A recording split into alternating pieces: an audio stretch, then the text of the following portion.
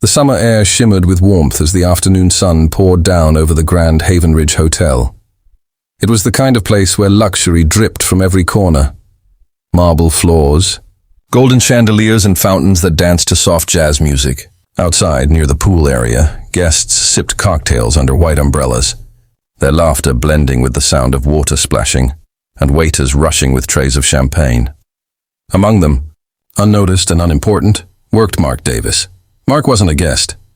He wasn't rich or powerful. He was the man who swept the floors after others made a mess. The man who smiled politely even when ignored, insulted or overlooked. He wore a faded blue janitor's uniform, the name tag slightly scratched, and his shoes had lost their shine long ago. But to Mark, that job meant everything. It was how he kept a roof over his daughter's head and food on their small kitchen table. At 38, Mark looked older than his age, his face lined with exhaustion and silent sacrifice.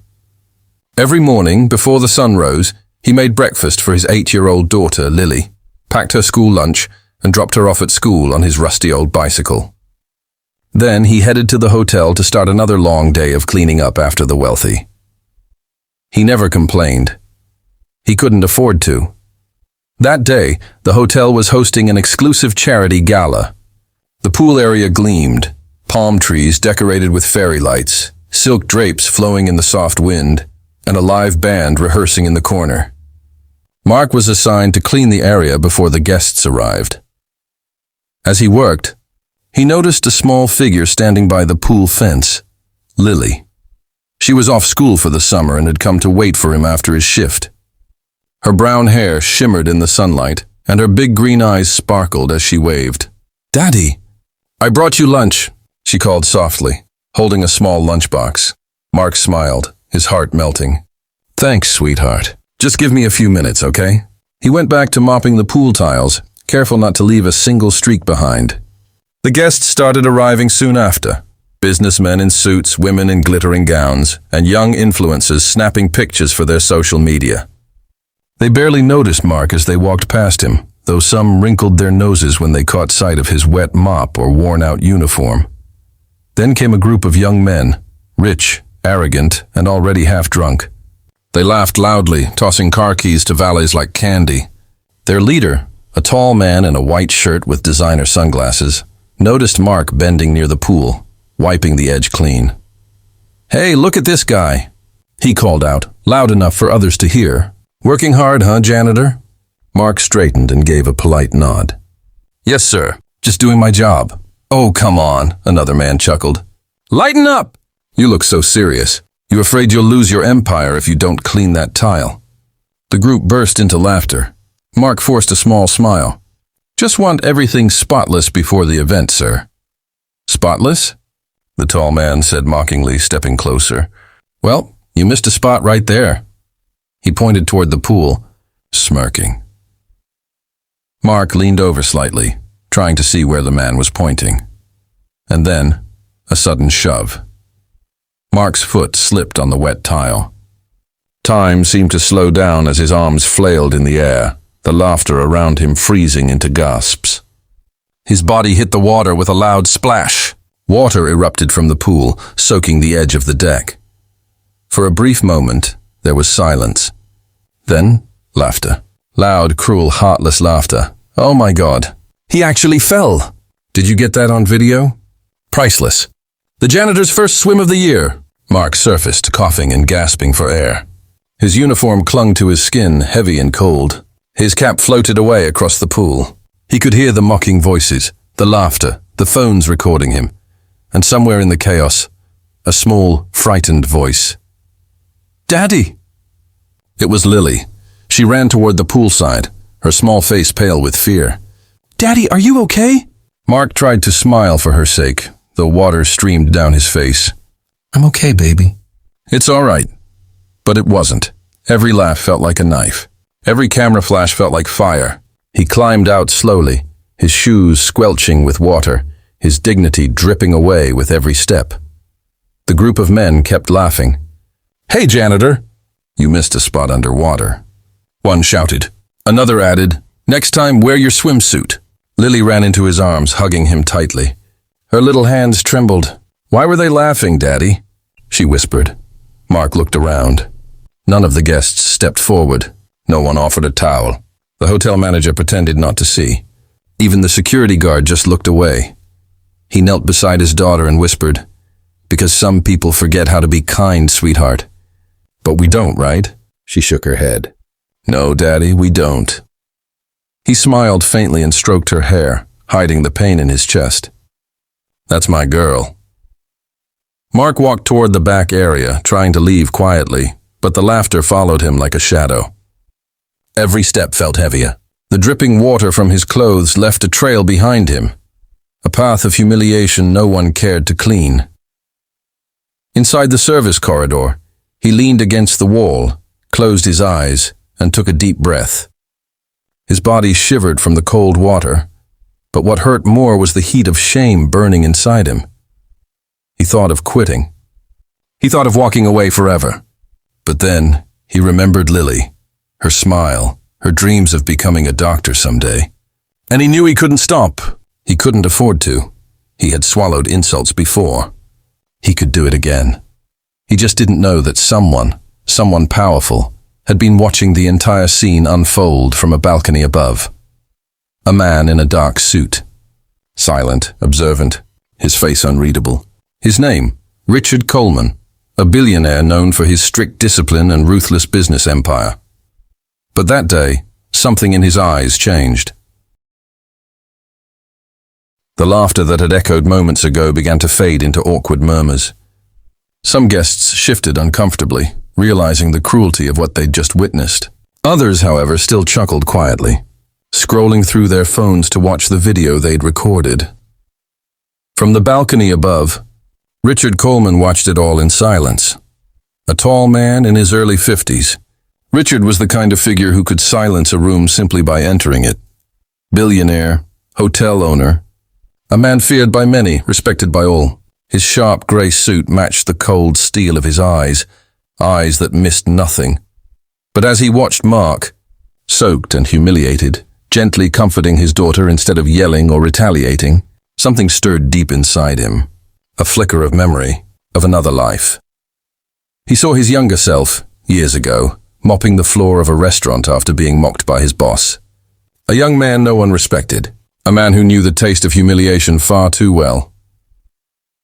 Richard clenched his fists, then exhaled slowly. "Not today," he muttered. He rose from his seat and descended the marble staircase, his polished shoes tapping steadily against the floor. The crowd parted almost instinctively when they saw him, whispers rippling through the air. "That's Richard Coleman. Isn't he the owner? Uh-oh, someone's in trouble." The arrogant young men who had pushed Mark froze. They exchanged nervous glances, realizing too late who had been watching. Richard walked straight toward Mark, who stood near the exit with Lily, trying to slip away quietly. His soaked uniform clung to his back, and his head was bowed in shame. He didn't even notice the billionaire approaching until he heard a calm, commanding voice. "Excuse me, son?" Mark turned, startled. When he saw who it was, his eyes widened. "Mr. Coleman, sir. I'm sorry about the scene. It won't happen again. I'll clean up right away." Richard held up a hand, stopping him mid-sentence. "You have nothing to apologize for." The entire poolside fell silent. Guests held their breath. The men who had mocked Mark looked like they wanted to disappear into the tiles. Richard turned toward them, his voice low but razor-sharp. "Was it you?" The leader hesitated, forcing a smile. "Mr. Coleman, it was just a little joke, sir." "We didn't mean a joke?" Richard interrupted, stepping closer. His tone didn't rise, but his authority filled the air. "You humiliate a working man in front of his child, and call that a joke?" The young man's smile faded. "Sir, you were just showing the world how empty your privilege really is," Richard said coldly. "You laughed at the man who makes this hotel shine. You mocked the hands that keep this place alive. Without him, this pool would be filthy, those floors would be slippery, and you wouldn't have your precious reflection to admire." The crowd fell completely silent now. The only sound was the distant trickle of the pool fountain. Richard turned back to Mark. "What's your name?" "Son?" "Mark Davis, sir," he said quietly, still unsure what to do. "And this?" Richard smiled gently at Lily. "This must be your daughter." Lily nodded shyly. "Yes, sir." Richard knelt slightly so he could meet Lily's eyes.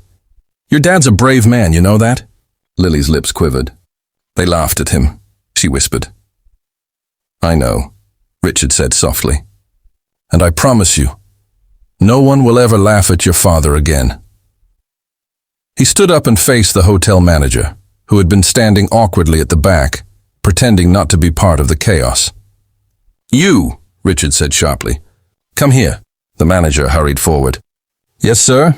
How long has Mark worked here?" "About 3 years, sir." "And his salary?" Minimum wage, sir." Richard nodded slowly, his jaw tightening. "From today, Mark Davis is no longer a janitor. He's the head of maintenance for the entire hotel. Triple his salary, effective immediately." A collective gasp spread through the crowd.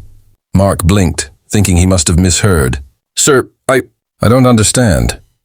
Richard turned to him with a faint smile. "You've worked hard, quietly, and with dignity. You showed more class in 5 minutes of humiliation than half these people have in their entire lives."